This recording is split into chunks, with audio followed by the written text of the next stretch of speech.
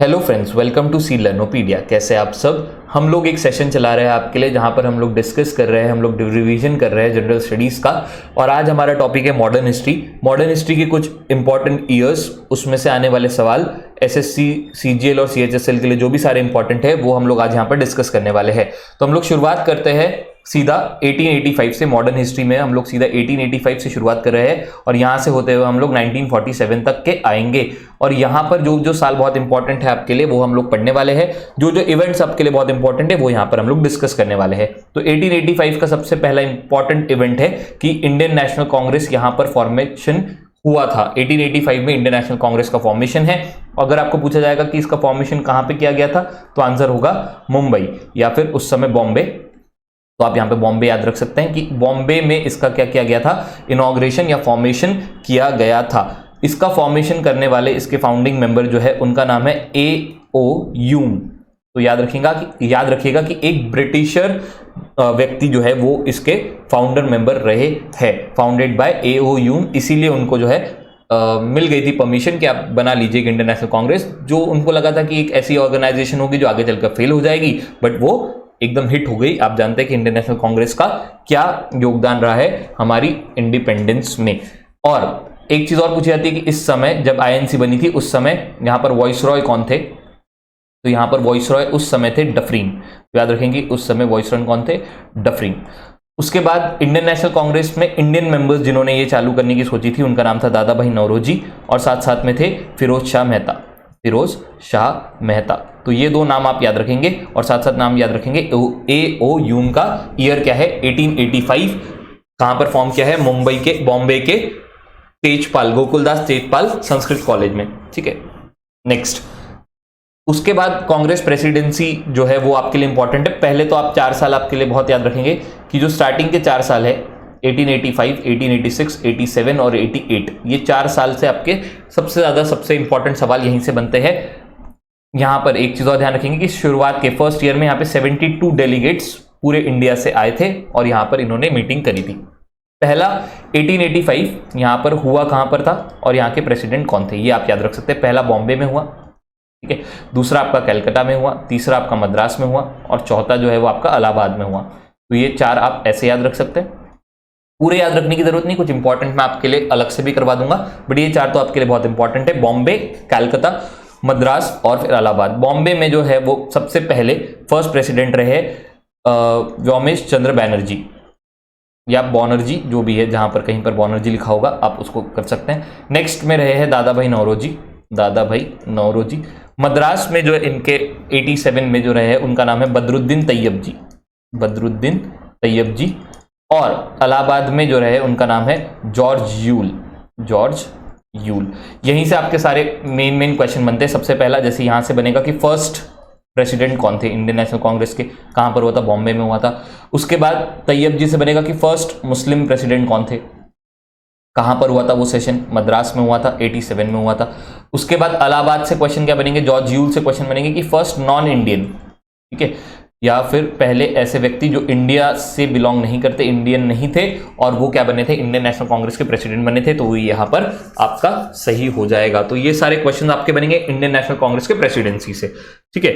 उसके बाद धीरे धीरे इन लोगों ने यहां पर समझिएगा, पहले जो इंडियन नेशनल कांग्रेस काम करती थी वो एज अ मॉडरेट्स काम करती थी, जो नरम दल के लोग होते हैं, मतलब प्यार से बात करेंगे, हम लोग प्रोटेस्ट करेंगे, है ना, धीरे धीरे आराम से।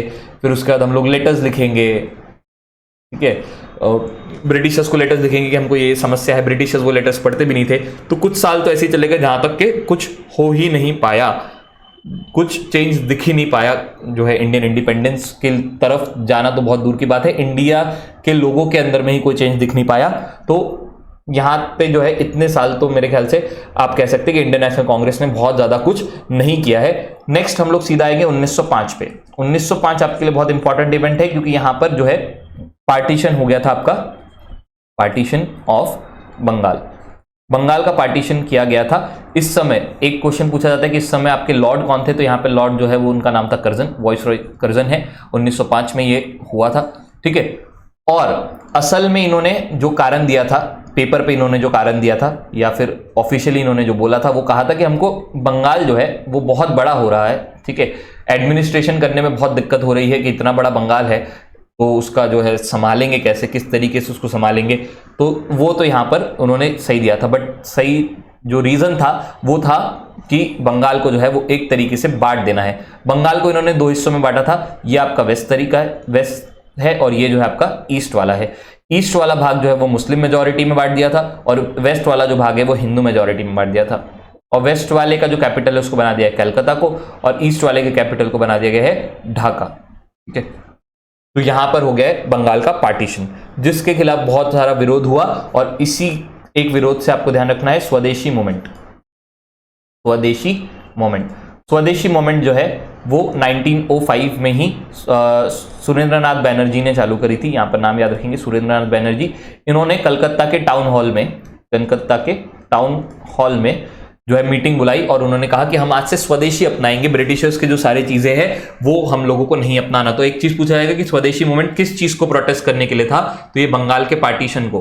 ठीक है, ये पार्टीशन के प्रोटेस्ट में क्या किया गया था, स्वदेशी मूवमेंट चालू की गई थी। और इन्होंने कहा था कि हम आज से हमारे देश की सारी बनी हुई चीजें इस्तेमाल करेंगे, चाहे वो कपड़े हो चाहे खाना हो, सब चीजें हम लोग कहां पे इस्तेमाल करेंगे, जो देश में बनी हुई है। तो ये एक इवेंट आप यहां पर 1905 का ध्यान रखेंगे। अब जैसे ही जो है हिंदू मेजॉरिटी और मुस्लिम मेजॉरिटी की इलाके जो है वो अलग हो गए, नेक्स्ट इंपॉर्टेंट इवेंट हो गया 1906 में आपने देखा कि फॉर्मेशन होगा ऑल इंडिया मुस्लिम लीग का। 1906 में ही ऑल इंडिया मुस्लिम लीग का जो है फॉर्मेशन हो चुका है। और ऑल इंडिया मुस्लिम लीग का जो मेन मोटो है वो इंडिपेंडेंस ऑफ इंडिया नहीं है, इनका मेन मोटो है कि इनको प्रिजर्व करना है राइट्स के, और मुस्लिम राइट्स, माइनॉरिटी राइट्स जो है उनको ये प्रिजर्व करेंगे, मुस्लिमों के लिए जो है काम करेंगे। ये इनका मेन जो है मुद्दा है, इसलिए ये बनाया गया है। पूछा जाएगा कि इसके फाउंडर कौन है, तो ख्वाजा सलीमुल्लाह साहब जो है वो इसके सलीम उल्लाह इनके क्या है, फाउंडर है। 1906 में ये बना है। अगर आपको पूछा जाएगा कि इसके हेडक्वार्टर्स कहाँ हैं, तो इसके हेडक्वार्टर्स जो है वो है लखनऊ में, बट इसको स्टैब्लिश जो है वो 1906 में कहाँ पे किया गया था, ढाका में। तो दोनों अलग चीज है, स्टैब्लिश कहाँ किया गया, ढाका में, लखनऊ में क्या है, हेडक्वार्टर्स है। तो ये चीज आप 1906 से ध्यान रखेंगे। नेक्स्ट इस पे चलते हैं 1907 में क्या हुआ, एक बहुत इंपॉर्टेंट इवेंट 1907 में हुआ, वो है सूरत स्प्लिट। अब बहुत इंपॉर्टेंट स्टोरी है ये, बहुत इंपॉर्टेंट इवेंट आपके लिए यहाँ पर कि कांग्रेस में 2 तरीके के ग्रुप यहाँ पर बना दिए गए। कांग्रेस में 1907 में क्या कर गई, फूट पड़ गई, जहां पर एक तरफ आपके मॉडरेट्स आए और एक तरफ एक्सट्रीमिस्ट आए। मॉडरेट्स जो है वो नरम दल वाले हैं, जो बिल्कुल आराम से सोचेंगे, जो कहते हैं कि वायलेंस वगैरह ना किया जाए, और एक्सट्रीमिस्ट ऐसे है जो कहते हैं कि दंगे करेंगे, फसाद करेंगे, थोड़ा सा एक्सट्रीमिस्ट हो जाएंगे, हम लोग एग्रेसिवली काम करेंगे, रिवॉल्यूशनरी बन जाएंगे, तो आपको इंडिपेंडेंस जल्दी मिलेगी, बातचीत से काम नहीं होने वाला। इस तरीके से कांग्रेस में फूट पड़ गई, जहां पर मॉडरेट्स जो है उनके जो लीडर है वो गोपाल कृष्ण गोखले साहब यहां पर बनकर आए, और एक्सट्रीमिस्ट के लीडर जो है वो बनकर आए लाल बाल और पाल।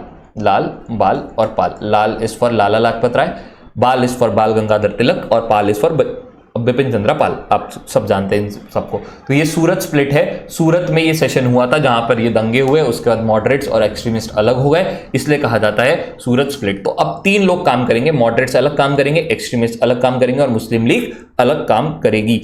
इसके बाद जो है इसके बाद यहाँ पर बहुत सारे लोगों को सेडिशियस एक्ट पास करके यहाँ पर बहुत सारे लोगों को जेल हो गई। वैसे ही एक जेल यहाँ पर बाल गंगाधर तिलक को भी हो गई, और बाल गंगाधर तिलक जो है वो 6 साल के लिए जेल के लिए चले गए। वो 1913 में सीधा वापस आएंगे। ठीक है, तो बाल गंगाधर तिलक जेल में है 1913 तक। नेक्स्ट 1909 में ध्यान रखिएगा, एक रिफॉर्म आया जिसको कहते हैं मॉर्ले मिंटो रिफॉर्म। मॉर्ले उस समय के जो है वॉइसरॉय थे, इसलिए उनका नाम लेना जरूरी है। सॉरी, एक सेकेंड, मिंटो उस समय के वॉइसरॉय थे, और मॉर्ले जो थे वो सेक्रेटरी ऑफ स्टेट थे। तो मॉर्ले मिंटो रिफॉर्म दोनों ने मिलकर ये रिफॉर्म्स चालू किए थे, और ये इन्होंने कहा था कि हर 10 साल में हम लोग ये रिफॉर्म्स को जो है एनालिसिस भी करते चलेंगे। इसमें बहुत सारी चीजें बोली गई थी, बट एक चीज जो यहां से आई है वो है कम्युनल इलेक्शंस का मतलब क्या होता है, बहुत सिंपल है। ये है एक इलाका, यहां पर आपका मुस्लिम इलाका है, ये आपका हिंदू इलाका है।